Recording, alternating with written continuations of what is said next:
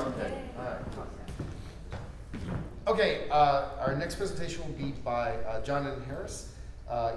He is a professor of management at Georgia Southern. He'll be talking about games and gaming tools in college classrooms.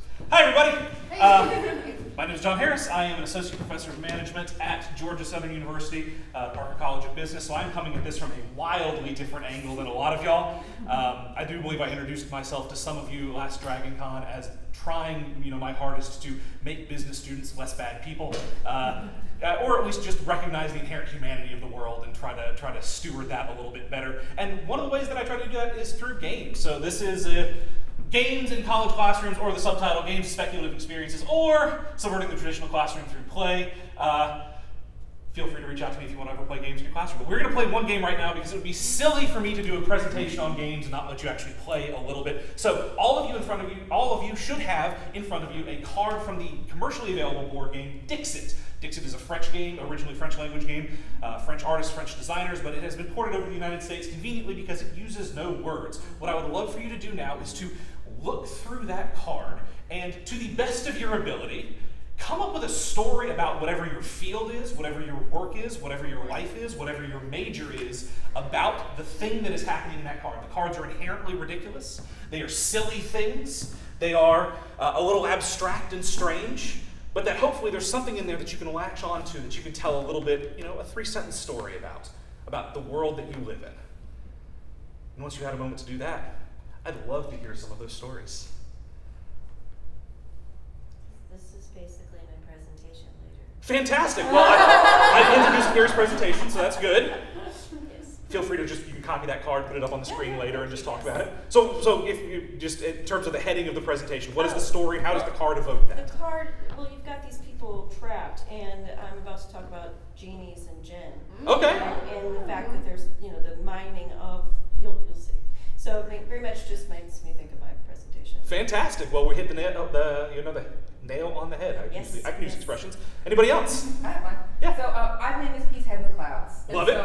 So this is me listening to a podcast on my commute to work in the morning. Okay. But I'm also daydreaming because you can see there's all this traffic down here, but then there's balloons tied to the truck and it's lifting up, so I'm above the traffic. Yeah. So I'm not really in the headspace of being in traffic in my brain. I am listening to whatever murder podcast I got going on up there. Fantastic. Or I'm thinking about with the email I need to send to my students who I know are not going to be in class that morning, and so I gotta tell them what they've missed in class. Love it. I think that's great. Yes. Couple more. There's not very many of you. We might as well play and be friends, right? Yeah. So my card, I look at it, and I'm a metacultural scholar, which metaculture kind of looks at how it's the cultural culture. And one of the big things about that theory is how different objects exist. So there's alpha, beta, and omega. And omega objects take familiar things and put a new spin on them. And to me, this card is omega artwork because it's a bunch of old ladies racing with their dogs and chopping in little carts. So it's taking that familiar idea of old ladies and dogs and races and combining them into something adorable and cute and different. So. Love it. One more. I think mine is called Unattainable Perfection. I love you all giving them titles. That's great. That's fine. That's the vibe. That's good. Yeah. It's actually a picture of what looks like an artist who has made multiple self-portraits and covered the walls with all these self-portraits. So it just feels like he's trying to continually refine his process and trying to get it right. And maybe because they look all identical, it doesn't seem like he's making progress.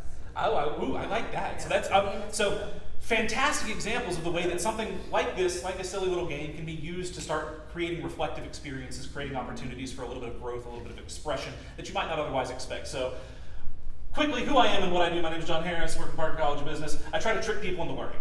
That is my ultimate goal with these things. That I do come from a business background. I have a PhD in organizational behavior from a college of business. I teach in a college of business, and man, I got really bored along the way of case studies. I got bored of sort of a world that was a little bit more rote. And I wanted to have a little bit more fun and incorporate some of the stuff that I like into the class, and I think my students have enjoyed it along the way. That I want to create human experiences for my students is my ultimate goal here.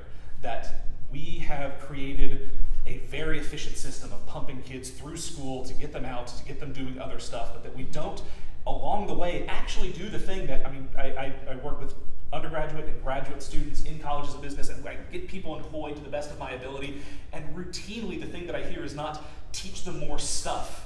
It is teach them how to talk to each other, teach them how to interact, teach them how to lead, teach them how to communicate, teach them all the sort of tacit in-between stuff that we don't do, that we are real good at putting something up on a slide and saying, here's a theory, here's an idea, here's a balance sheet, here's some math, do that thing.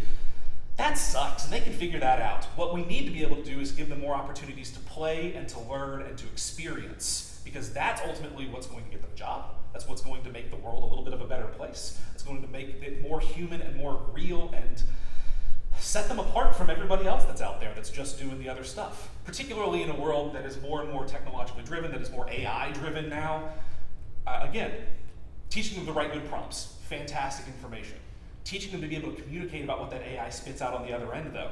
We need to be able to lean into a little bit more of that. So a lot of the stuff that I do creates these human experiences and goes beyond the sort of rote memorization or the right answer kind of crowd of a traditional simulation, of a case study, or of even a digital game. Most of my work centers around the idea of using board games and physical experiences to allow people to actually get up, move, talk to each other, and play.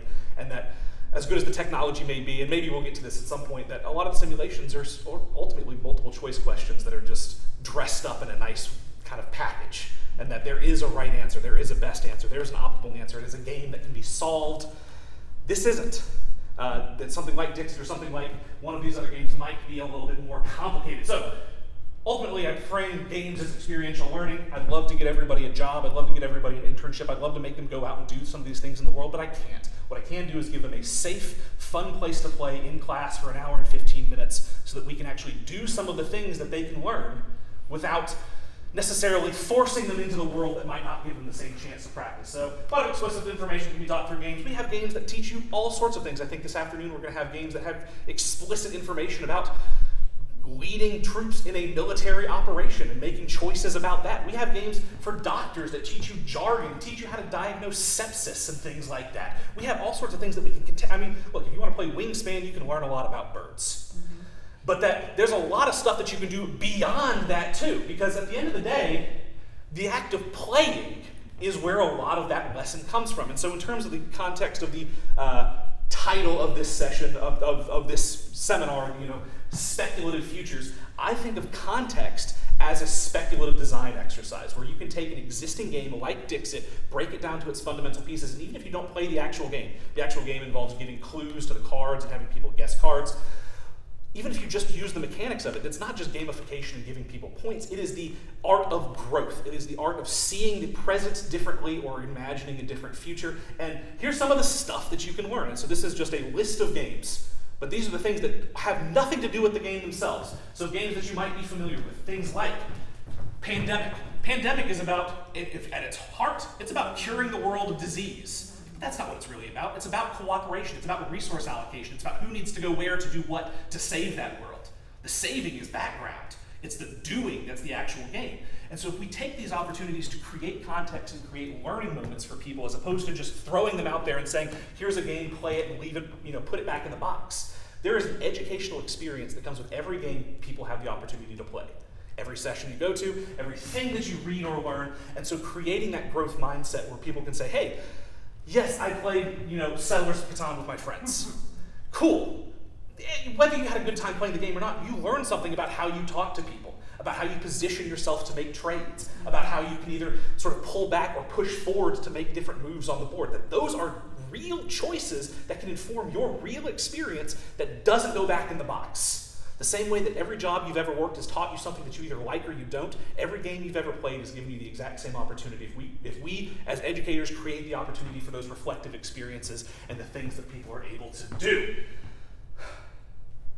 Because games are ultimately speculative. That this is about experiencing other worlds. It is about either applying context to yourself or taking yourself and applying it somewhere larger. It is about role-playing. It is about creating opportunities to think through different futures or possibilities. Not to just step on the toes of your presenter this afternoon, but I have a friend who works at the Army War College, and one of the things that he does in his war games is that he encourages his participants not to limit themselves to technology that they have now, but that in the game, they are allowed to incorporate anything that they can justify that they think will exist within 5 years.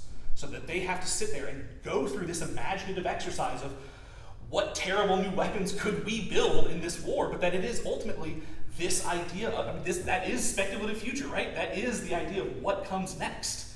And then they can then operate from that thing, because the military, the education, the leadership, whatever it may be, if we are training people to do today, we are missing the point. We need to train them to do tomorrow, to do 5 years from now, because that's what they're going to ultimately be doing. We had a great conversation at dinner last night about Daniel's experience, about sort of the slow roll of his new job, right? And that it's not about what you signed up to do in 2019. The world you live in now is very, very different. And that your experience along the way is what prepared you to be able to do something like that. That is the reality of the world that we live in, and games are one way that we can provide a codified, controlled space for people to play with some of those things. They can start to get their hands in them in a way that you're not going to get fired for, you're not going to get a bad grade for, but you're going to be able to start doing that stuff that you might not otherwise get a chance to play with. My mouse is not working too good. So, again, I want to also rebel against the idea of a right answer, because how many right answers are there in life? I mean, how much black or white is there really versus the billions of shades of gray? Particularly when we talk about business and the fact that there is always some sort of ethical decision tree, and that you can justify just about anything due to shareholder value or human experience or whatever else it may be. I'm not interested in what the right answer is. I'm interested in how you justify your answer. Why is it that you are going to be able to step up and make that decision, as opposed to me telling you this is the right way that you should be a leader in your business? This is the right way that you should go get a job. There is no right way to do it. There's your way to do it, and all we can do is really equip you to be the best you can be. So we are looking to challenge the status quo of that process and look to kind of, a lot of the business stuff that we do is entrepreneurially related. It's a tongue twister. But that if we are looking to do something a little bit different in the future, we got to be able to provide people an opportunity to play with that future. And that you don't have to invest $1 million to find out your idea might be a little bit silly. And that the things that you do to build resources, to build capacity, to build relationships that you can very easily take into that next phase of life, you can do right now in class. And it is tragic, because I will ask my students, my class is the only class where they talk to each other, which sucks. Because that's ultimately the goal of what we do, particularly in my college. Like, we want them to be able to do that, and nobody else is doing it. They're not doing it across campus, that they are so locked down into their own spaces that they don't feel like there is an opportunity for them to play and to grow and to imagine, that they feel stuck, which isn't what we want. It's surely not what we need, right? We need people who are able to break out of that mold and break into these new spaces, because otherwise we are going to end up with exactly what we've got, and what we got ain't always great. So if we're going to do it differently, how are we going to train these people to be able to do it differently? And I think play is the way to make it happen. So we create this idea of key skills, of things that we can kind of capture. So take Dixit, for example. I used the activity we just did in a very brief version, the start of every single one of my graduate MBA classes. So I will get 30 MBA students, most of which are career professionals coming back to get another degree. And the first thing I do is say, "Hi, I'm John, here's a card." It immediately subverts their expectations of what my course is going to be. It breaks them out of a routine pattern of thinking, and it forces them to start to play a little bit. Because we can become so entrenched in the right way to do it, the way that we've always done it, the way that's comfortable to do it, we forget about the fact that that ain't the only way to do it. And so as soon as we start having that conversation, they lighten up, they start to have a lot more fun, and they start to really bring themselves to a classroom that otherwise they could just sort of check a box and walk away from. That's ultimately my goal. Again, tricking them into learning. Even if they don't learn the content that I talk to them about, they've learned something about themselves, or they've learned something about the process that they engage in. We are creating avenues for speculation, We are creating context for speculation, and because I am taking things that are not necessary, I've been fortunate enough to be involved in the design of some games, but none of the games that I brought today or that I use in my classroom are games that I particularly have been involved in. My goal is to take commercially available board games and role-playing games, put them in front of people and say, here's how you can use this differently, or here's how you can use it the exact same way, but just think about it differently on the back end. I'm encouraging them to consume differently, not changing the art, but changing its perspective, or changing their perspective on it. And that creates an opportunity for them to start doing some things a little bit differently. So here's some of the games that I've used. Anybody played Pandemic? Pandemic's a fun game. A little bit. I started using it in 2018. Yep. It got a little bit touchy there for a second, but it's still a fantastic game. It is the first major cooperative board game. It was the first major, at least commercially successful cooperative board game where people came out and said, hey, it is not you playing against the person sitting next to you, it is you playing against the game. And that together you have to work to finish the game. And that if you don't work together, you will lose. The world will end with a lack of cooperation. Your goal is to move around the board to do things and to cure ultimately these grand diseases that threaten the world around you. Pandemic Hot Zone is the significantly less popular version of it that plays a lot faster though, so it's way better to use in classrooms. But I have used the full version of Pandemic in classrooms of undergraduates and MBAs where I just steal a classroom, set up 30 copies of the game, and let people go. They have fun with it. Other ones, Escape Curse of the Temple. Escape Curse of the Temple is a dice rolling game where you roll dice to collect resources and you work together again to try to escape a temple. Fun thing about this is that it plays with a digital soundtrack and you have 10 minutes to get out. The music of the soundtrack gets progressively faster, progressively scarier, progressively more threatening. People start to make worse and worse decisions, and then eventually the temple collapses on them because most people don't make it out on the first try. But it only plays in 10 minutes, so boom, you didn't get it right that time, let's iterate. What can you learn? What feedback can you provide your teammates? How can we make this happen? Cool, let's move it into that space and let's let you try again. Okay, great, you got out this time. Now let's simulate an environment where you have a really just rough micromanaging boss. All right, you can still do this, but only one person can ultimately make the decision about how you spend your resources. Ugh, that sucked, and you definitely make it out less well or not at all. So we immediately were playing with this idea of it doesn't work if we don't kind of play with it together. How many of y'all played Werewolf? Most of you, or Mafia, use this literally every year, every semester in either undergraduate or graduate classes. It has multiple times been the thing on the last day of class when I say, what do y'all want to do or what do you want to talk about? And they say, let's play Werewolf again. Kids love it. But what can we learn from Werewolf? Audience participation. What could you learn from Werewolf that's not about not getting eaten? Oh, come on. I'm not teaching my class this Friday. Y'all want to be here. What you got? There's collaborative decision making. Absolutely. And so if you start accusing people, I mean, this is like, okay, why am I going to believe you versus the person on the other side of the room that says, no, you're definitely the wolf? I mean, What if did you say about me that I first thought lying? Me too. I Yes! thought lie. Absolutely. And look, I love y'all. You've all told a lie at some point, right? We're not all out here just being brutally honest. How do you conceal information? How do you give out selective information? How do you understand that other people are concealing information, but I'm going to choose to trust you versus the person sitting next to you? That is, look, if that ain't business, I don't know what is, right? That is the life we all live in our institutions, right? That there is more the information asymmetry. The fact that maybe somebody really is a wolf out there. Maybe it's something else, but it might really be a problem. And what can we do about that? How can we interpret that? How can we trust? How can we build trust? How can I present myself in such a way that even if I'm lying to you, I seem trustworthy? Or vice versa, that I present myself in such a way because I am trustworthy. Please believe me. Please don't kick me out. That is a hard thing to do, but this is a place where they get to practice it. This is a place where they get to play with it, and nobody really gets fired. Nobody really gets demoted. There's no money involved. You just play for 30 minutes. You have a good time, and at the end of it, we create the context for them to consider what that really can teach them beyond just that thing. Other ones get a little bit more specific, like Regenerate, designed by a friend of mine with a group called Tunnel Monster Collective. They work with the Land Art Generator organization to come up with a game just about building a sustainable community. And so it teaches not only this idea of how to do it, but how to negotiate those resources, how to make decisions about those sorts of things, and how to create an opportunity for all that stuff to come together. And then the last one that I'll just highlight here, role-playing games are great. How many of y'all have played a role-playing game at some point? You rolled that 20-sided die? Fantastic! Then you're going to be really familiar with this. Because most of y'all should be familiar with that character sheet right there. Yeah?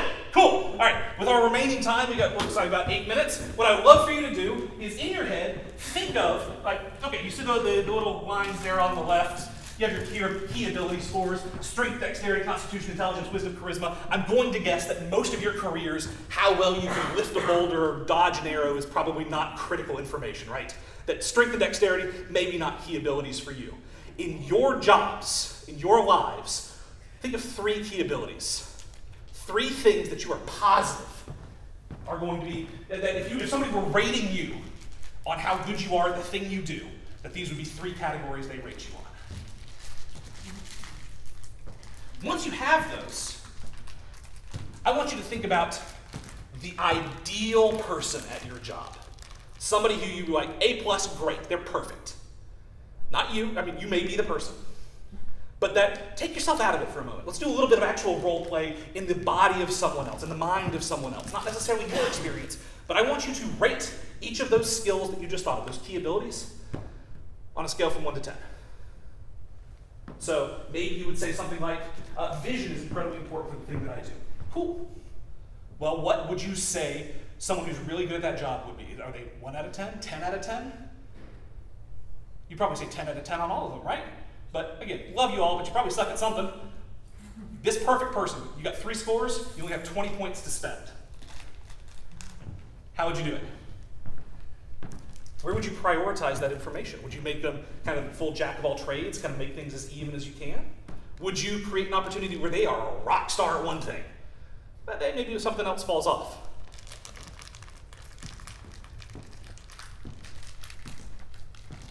Everybody have an idea in their head?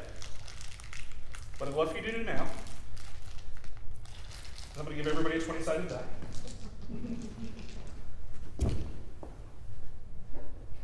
Package fresh. I haven't rolled these. I hadn't put any bad luck on them or anything like that. Who's in that?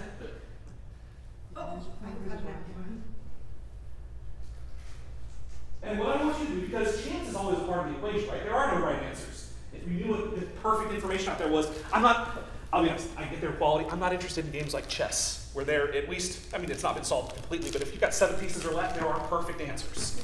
That's no fun. There are no perfect answers out there. What I'd love for you to do now, the last piece of this, we're going to combine the 2 activities.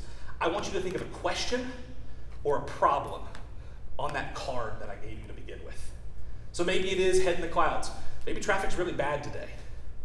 Maybe it is something about sort of breaking through and seeing sort of, I don't remember exactly what you said, but seeing the old ladies pushing the shopping cart a little bit differently. I want you to ask yourself a question, and then using one of those key skills that you just came up with, I want you to roll a 20-sided die. If you come up with a 15 or better, you've succeeded in that problem. If you come up with a 15 or less, you failed. Add your ability score to it, roll the die, and see what happens. So ask yourself a question. Play just by yourself for a second. You roll it on the floor. You can throw it at me on stage. I'll tell you what you get. Whatever you want to do, I want you to find out how well you, or this ideal character version of you that you've created, succeeds at this thing. And then, importantly, I want you to tell the story about it. Because sometimes we learn the best when things don't go well, right? Sometimes we learn the best when we get eaten in Werewolf, as opposed to coming up with perfect answers. Sometimes we learn best when we lose. So what did you come up with and what'd you get? Can anybody tell me the story? Yeah. Yeah. So my question, my problem was, what if the artist ran out of paint? Yeah. And I was like, maybe use his intelligence to make paint, like pigment and Yeah. binders, whatever. I rolled a 3. Okay, yeah. So this person, in the pursuit of perfection, maybe rolls that 3, and that they know what they maybe are incredibly intelligent, but that becomes so enraptured with their process that they just get stuck. They get into that sort of change blindness space where they can't see how they could do it without this particular pigment or this particular color or this particular brand, and they just can't move on anymore, and they get stuck in that space. Anybody else? Yeah, so I picked like being able to plan ahead and adapt to a situation. Yeah. Cause I went with like teaching, and so my thing was like, okay, so they're stuck in traffic and they're about to run out of gas. Yeah. So then I rolled a 7. Okay. So what score did you provide yourself? So what ability would you use to solve this problem? Your ability to plan ahead. Okay, so your ability to plan ahead. What did you give yourself in that score? Out of 1 to 10. Is 10 out of 10 your ability to plan ahead? Or are you like, I'm a 5 and we're just winging it a lot of the time? I'm like a 5. Okay, well look, have you ever run out of gas? Yes. Yeah, so there we go. So we have this reality where it's like, look, sometimes you just don't remember what's quite the tank the day before, and you didn't give yourself enough time to run to the gas station, and you got to get there. And man, this stuff happens. So this is, it's a silly little thing, and I know it's a little bit complicated. I'm sorry I didn't have the papers with me to kind of let y'all write some of this stuff down. But in 30 minutes, this is what I try to do. This is how I spend my classes. A lot of my research has become very pedagogical in nature because, man, people have a lot of information out there, but we are doing such a tragic job of conveying it to people. So that spending a little bit of time giving people reflective experiences, not just saying this is what you need to do, but this is the way you can do it well, is ultimately my goal. So thank you for letting me spend 30 minutes with you. If anybody has any questions, I think we got a few minutes left. I have a little bit of, okay, so with like our, I'm not trying to make super political, but like with our like current political climate and the idea of trying to get rid of the arts and that we talk about how we need to use the arts and humanities to teach students how to be people, and like how so that they're not like weird like evil scientists and things, and they have empathy. So have you ever, like, since you're trying to incorporate that into your classroom of business majors, like, do you ever have anybody push back on like the idea that you're trying to be like, I'm trying to get you to talk to the people in this classroom and like be a human being with 100%, yeah. But honestly, it's about one a semester. Because there's usually one person who's just says, I don't get it, throws up their hands and walks away. But we play games. There are people like that who just don't want to play. And that they came for a right answer. But the majority of my students are thrilled to have a human experience. And that we bake them into a convenient mold, but that it's not the mold that anybody really feels good being in it. So as soon as they have an opportunity to break out of that, they take it, and some of them really run with it. Another activity I do for my MBAs at least is I make them read a book that's not a business book every year. I don't care what you could read Lord of the Rings. I don't care what it is, but you have to come at the end of the semester with a book report about that tells me what leadership lessons you learned from it. But specifically, I don't want like the memoir of a general. I don't want something. I don't want like a self-help book. I want you to read something else that you want to read that I'm not assigning you, that you can just learn something from. Yeah. I guess my question is kind of bouncing off yours a little. So one of the things I often say about literature is great literature is almost always about things that are too hard to talk about. Yes. Tell stories about it. So when you're thinking about these lessons, these business lessons, I'm imagining that one of the virtues of learning them through games is that they're very hard to talk about or very hard to understand. Is there something in particular that you find that's very hard for people to grasp until they experience it in the game? 100%. One of my favorite things to do, specifically with Werewolf, is to use that as the intro to a lesson on bias. Because the choice of who you believe, why you believe people, why you choose to prioritize certain information, I open it, we're not going to solve the problem today, but that you need to reflect on the fact that you made a decision based on information that you knew was limited, but you chose to trust X over Y. Why did you do that? And what does that say about how you process information? So that is, I can put a slide that says bias all day on the screen and say, hey, here's a thing, everybody think about it. Nobody's going to think about it, we're going to just move on. But as soon as I create an opportunity where they have confronted it for real, part of all these things, I don't tell them why they're playing their game until after they do it, because otherwise social desirability, they'll do something in a particular way. I just say, we're playing a game, 30 minutes later we'll tell you why. That creates, it's like, oh, damn, I really did listen to this person over this person because of this reason. Why did I prioritize that information? Oh, now I have something, a real thing that is in a small context and it isn't a value judgment on them as a person, but that they can really contend with and think about and reflect on, as opposed to me just giving them a theory and letting them move on with their day. Yeah. It's not a question, I'm just going to give you praise. So my partner's just finishing up his MBA, and he would have so much preferred to be in your program. Yeah, it's some of them were a bummer. Oh my God, he's just, it's been terrible. And if I gotta be up there for hours at a time, I might as well have fun too. This is way more fun for me than just telling you about something. Well, part of the problem is a lot of MBAs are moving online. Yes. And his was an online MBA, and you got some interaction with your classmates, but it was very structured around case studies and things like that, which were very frustrating. And so that's one of my big challenges. So I also teach in an asynchronous online MBA program. Forcing them into a room to play games is impossible. So I try to come up with other reflective experiences, things like the book report assignment that even if we can't roll dice together, you can at least be forced to reflect for a little while. Yeah. No, it's just so much more creative, and it would have been really appreciated. So I'm sure your students appreciate it. The reviews are pretty good. Yeah. And I have a better time too, and nobody's gotten mad at me about it. So it's fantastic. I know go ahead. No, please. Okay. Well, just because I've been struggling to figure out ways of bringing creativity into my classroom because I teach on cultural diversity. Yeah. And I think I just want to get your opinion on this. Using just like the basic flux as a way to teach about 100%.